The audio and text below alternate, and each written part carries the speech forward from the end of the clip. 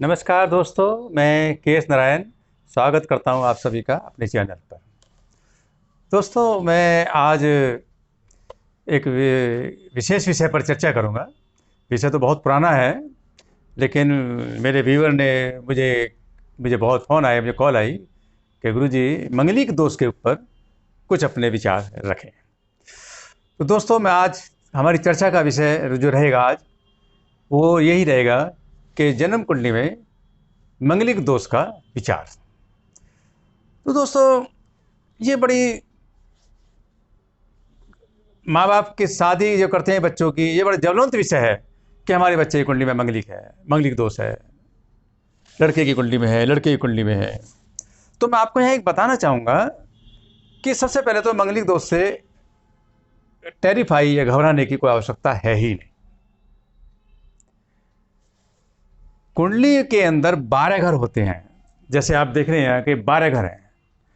इन 12 घर में से 5 जगह जो नॉर्थ इंडिया में है और साउथ को भी जोड़ दें तो 6 घर से, देखिए दोस्तों, पहला घर, चौथा घर, 7वां घर जो पति का है, 8वां घर आयु का, और 12th हाउस खर्चे का, प्लीजर ऑफ बेड, सैया का सुख, इस सब चीज का है। दूसरा घर भी है, कुटुंब का घर।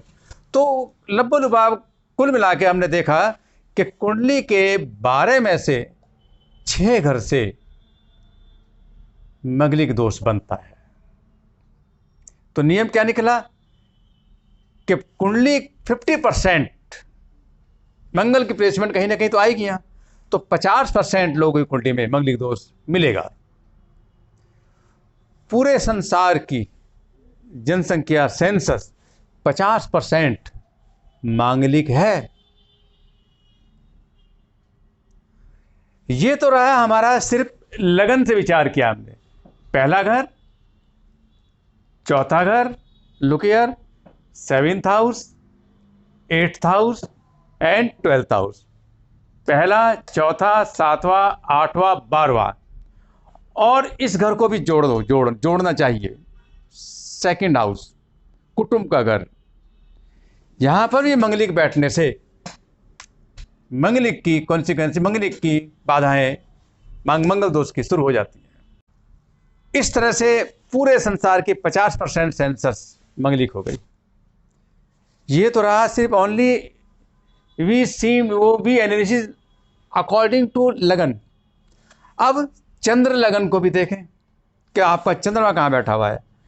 यही कंसेप्ट, यही विजन, यही थ्योरी वहां भी अडॉप्ट करनी है।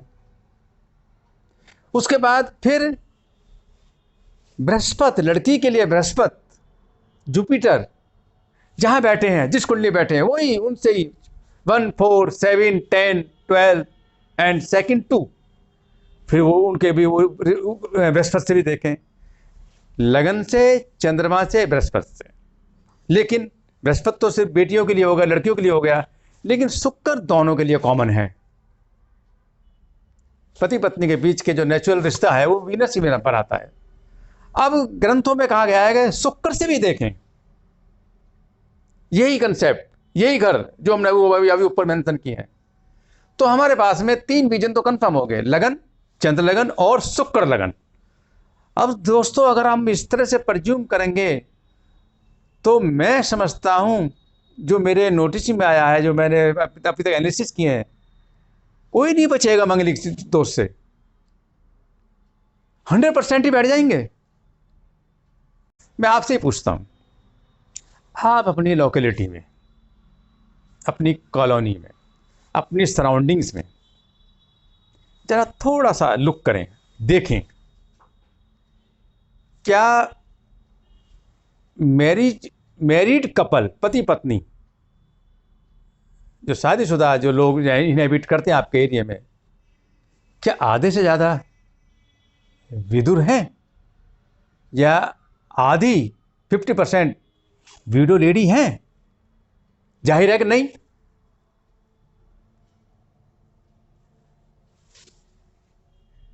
पूरी कॉलोनी में जो मेरे नोटिस में आया है, आप भी उसको नोट करेंगे, पूरी कॉलोनी में, पूरी सोसाइटी में 1 या 2 ही विधुर होंगे।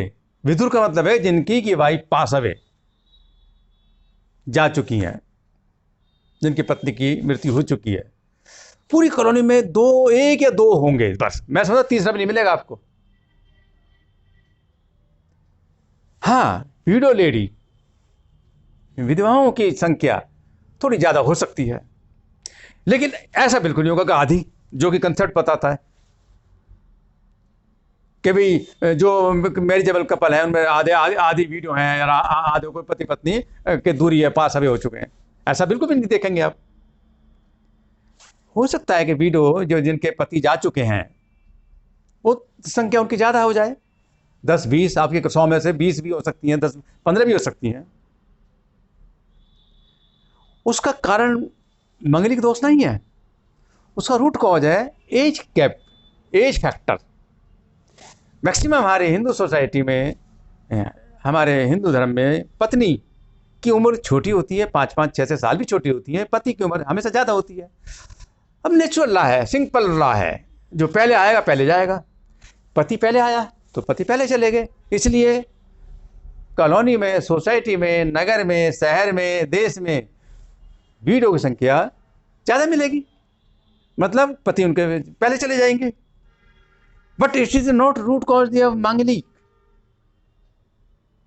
आज मैं आपसे इसीलिए गुफ्तगू जो आपसे डिस्कस कर रहा हूं, इसी बात का ही कर रहा हूं। तो not to be terrified to consider the Manglik dosh. ये रही एक बात। अब हम अपने मूल विषय पर फिर आते हैं।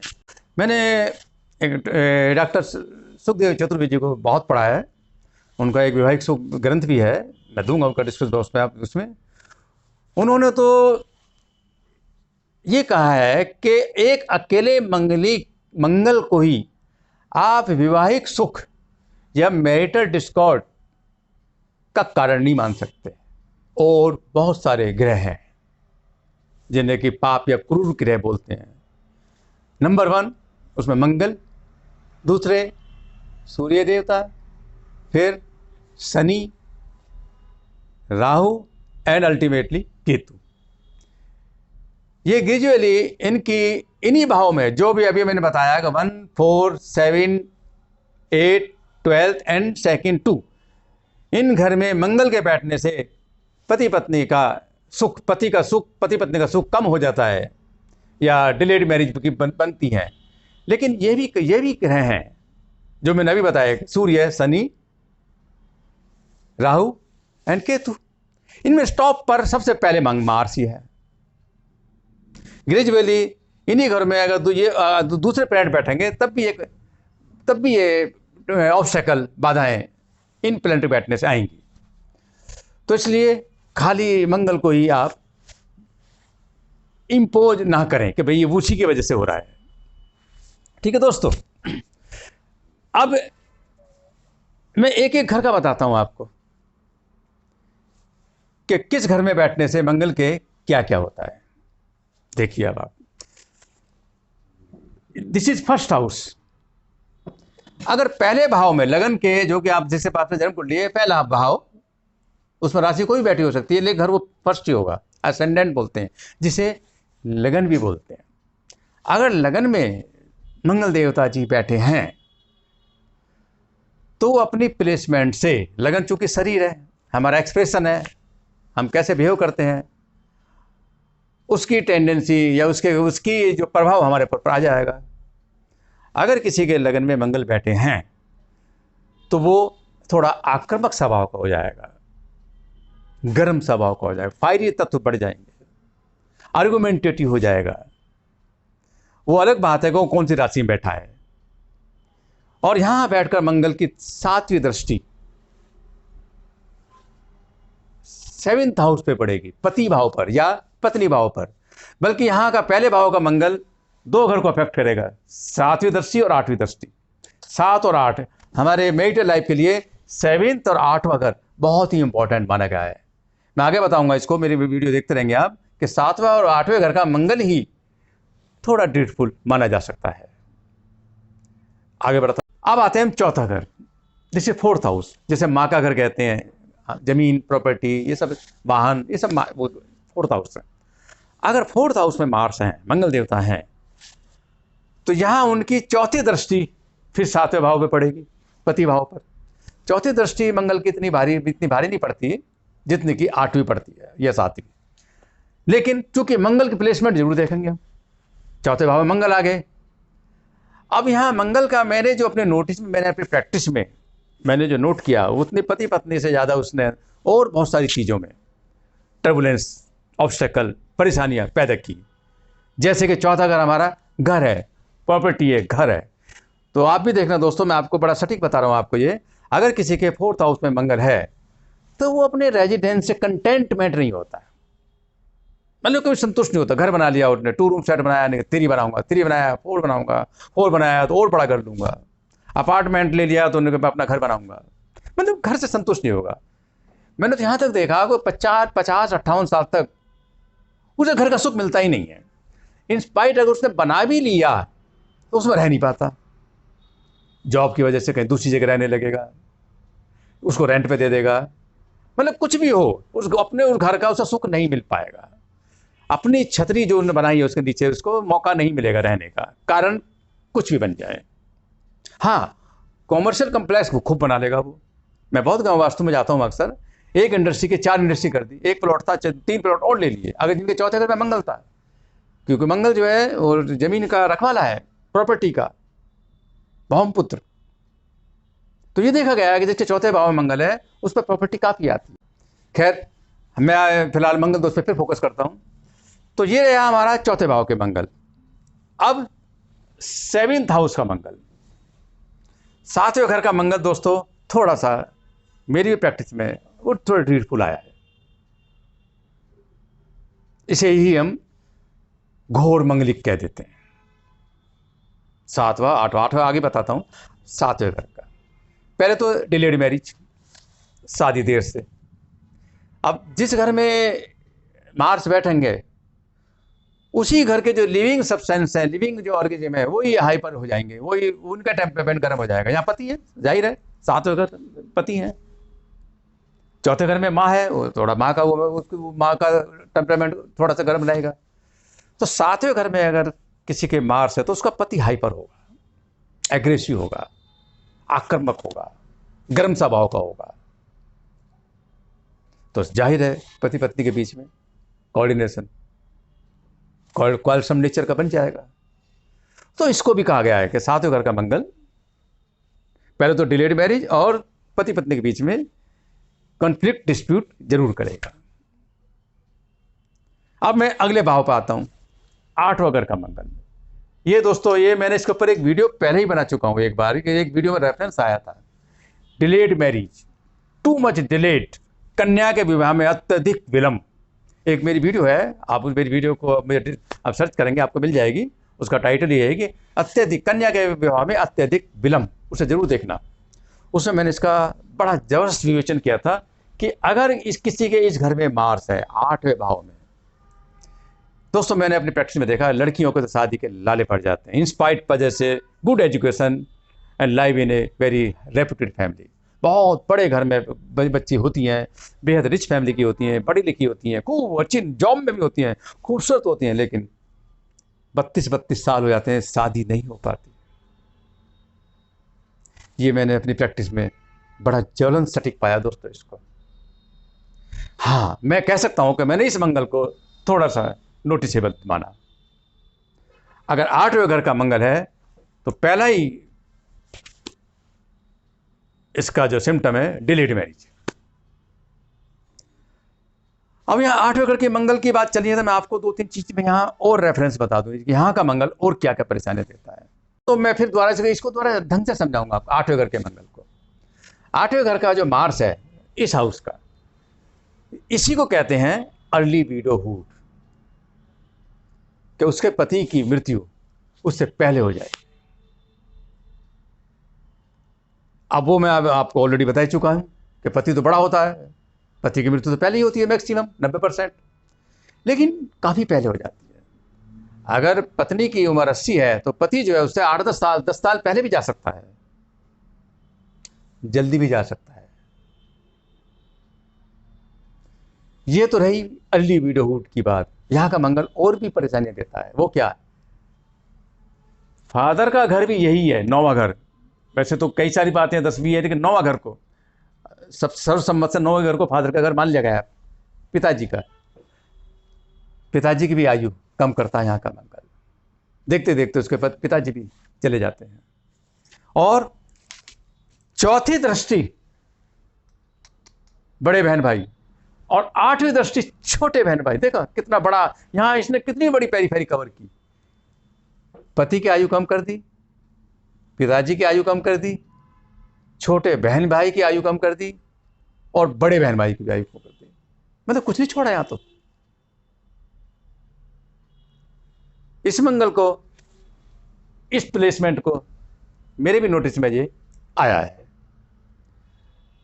तो दोस्तों 8वें घर का मंगल पे हम ध्यान देते हैं। मैंने अभी तक जो नोटिस में ज्यादा दिया है कि देर से शादी तो कंफर्म होती है। अब एक नेक्स्ट बात चलता हूं मैं। 12th हाउस, सीधे 12वें घर पर मंगल, टर्मिनल हाउस, 12वां घर, जिसे कि हम नॉर्मली जो आप समझते हैं खर्चे का घर, विदेश यात्राएं। लेकिन यहां हम इसको इस मंगल से लेंगे, रेलिवेंट लेंगे। प्लीजर ऑफ बेड, बिस्तर का सुख, पति पत्नी के बीच के स्वाभाविक रिश्ते, ये खत्म हो जाएंगे अगर मार्स यहां है। वजह कि यहां का मंगल बैठकर सीधी 8वीं दृष्टि। दोस्तों यहां मैं आपको एक चीज बता दूं, इसके ऊपर मैं एक वीडियो बनाऊंगा कि मंगल की 8वीं दृष्टि बेहद सीरियस होती है। इसके ऊपर मैं एक्सक्लूसिव वीडियो बनाऊंगा, मैं इसको काफी बड़ा विवेचन दूंगा इसका। तो 12वें घर में अगर मार्स है तो इसकी सीधी 8वीं दृष्टि अगर स्त्री है, पत्नी है, तो उसके पति पे पड़ेगी 8वीं दृष्टि। Very very beautiful. फिर पति की आयु या पति के बीच का कोऑर्डिनेशन, पति का सुख कम करेगा। तो अल्टीमेटली निकला कि 12वें घर का राहु मंगल भी नॉट गुड। अब यहां मैं एक अलग बता रहा हूं आपके, जो कि नॉर्मल उत्तर भारत में ग्रंथों में उल्लेख इसका बहुत ही रेयर से रेयर है। 2nd हाउस, 30 वाला, कुटुंब का घर, धन का घर भी होता है। यहां मंगल बैठेंगे तो इसकी दृष्टि सीधी फिर 8वें भाव पे चली गई। आयु का घर, पति पत्नी के बीच में जरूर किसी ना किसी को आयु कम करेगा। और इस घर का मार्स, वही जहां मंगल जहां बैठेगा, अपनी हाइपरनेस से, अपनी बिटर, अपनी अग्नि तत्व से सेपरेट इफेक्ट पैदा करेगा। तो अगर किसी लड़कियों में मैंने अक्सर देखा है जिसका मंगल यहाँ पर होगा, वो ये फैमिली, कुटुंब में वो जॉइंट फैमिली नहीं रह सकती। तो हमारे पास में जो केस आते, कहते हैं कि भाई अपने पति भाई कहीं रेंट पर हो, लेकिन जब ये कलेश खत्म होंगे घर के। तो इस तरह से हमने नोट किया 6 घर से मंगलिक दोष की ऑब्स्टेकल, टर्बुलेंस पैदा हुए। अब यहां एक अलग बात हुई कि अगर कहीं पर ये सब ये जो दोष बने हुए, जिन जिन घरों पर मंगल की दृष्टि है, प्लेसमेंट है, अगर साइमल्टेनियसली किसी शुभ ग्रह की दृष्टि पड़ जाए, बृहस्पति की पड़ जाए, शुक्र की पड़ जाए, तो ये दोष काफी नलीफाई हो जाएंगे, कम हो जाएंगे, कभी कभी तो रूल आउट भी हो जाएंगे। यहां दोस्तों मैं एक बात और बता दूं आपको, ये मंगलिक दोष जहां जहां आते हैं, यही टेक्निकल एजुकेशन का कारक भी बनते हैं। जैसे कि दूसरा घर मंगल है, चौथा घर है, ये हमारी शिक्षा से संबंध है। ये टेक्निकली बनाते हैं, टेक्निकल इंजीनियरिंग में, आईटी में, ये मंगल यही रह जाते हैं। मतलब मैक्सिमम जो मंगलिक के जो कुंडली जो होते हैं, जिनकी कुंडली मंगलिक का होता है अच्छा खासा, वो टेक्निकल लाइन में भी जाते हैं। ये रहा इसका पॉजिटिव ट्रेट, वो अलग बात हुई। अब जहां ये सारे घर देख रहे हैं आप, ये केंद्र हैं 1, 4, 7, 10, ये 10। अगर किसी लड़की की, बेटी की कुंडली में ये सब मंगलिक दोष यहां आ गया है, 7वां, 8वां, 12वां, ये सब मंगलिक दोष बन रहे हैं। लेकिन अगर किसी वजह से बृहस्पति यहां आ जाए, चाहे यहां आ जाए, यहां आ जाए, यहां आ जाए, विशेषकर बृहस्पति केंद्र में आ जाए, यहां ना आए, यहां, मतलब बृहस्पति केंद्र में हो जाए, तो कहते हैं मंगलिक दोष नलीफाई हो जाता है। विशेषकर चौथे भाव में अगर किसी मंगल है लड़की की में, या पहले भाव में है, तो मंगलिक दोष नलीफाई हो जाता है। वो सारे दोषों का एलिमिनेशन कर देते हैं। अब उसको मंगलिक और हम नॉन मंगलिक दोनों लड़के देख सकते हैं। तो कभी कभी कुंडली में इसके दो तरह से परिहार होते हैं। एक होते हैं आत्म कुंडली गत। आत्म कुंडली गत का मतलब है सेल्फ कुंडली। मेरी कुंडली में या किसी बेटी की कुंडली में या मेल या फीमेल कुंडली में कभी कभी वो अपना आप ही खत्म हो जाता है। जैसे कि अगर किसी के मंगलिक बनने या राहु बृहस्पति केंद्र में आ जाए, अपने आप ही नलीफाई हो जाता है। मंगल अपने घर में बैठा है, मेष राशि में, वृश्चिक राशि में है, तो भी उसकी इंटेंसिटी बहुत कम हो जाती है। मंगल उच्च का है, एक्सॉल्टेड है, मकर राशि में है, तो भी मंगली दोष की जो निगेटिव इंटेंसिटी बहुत ही नलीफाई हो जाती है। इसको कहते हैं सेल्फ, आत्म कुंडलीगत। अपनी कुंडली में अपना आप ही नलीफाई हो चुका है, लेकिन कोई देखे तब ना, इतना गहराई से, पर वहां तो रोड चला दिया जी, मंगली क्या जी, मंगली क्या जी। मंगल पर बृहस्पति की दृष्टि है, मंगल मित्र राशि में है,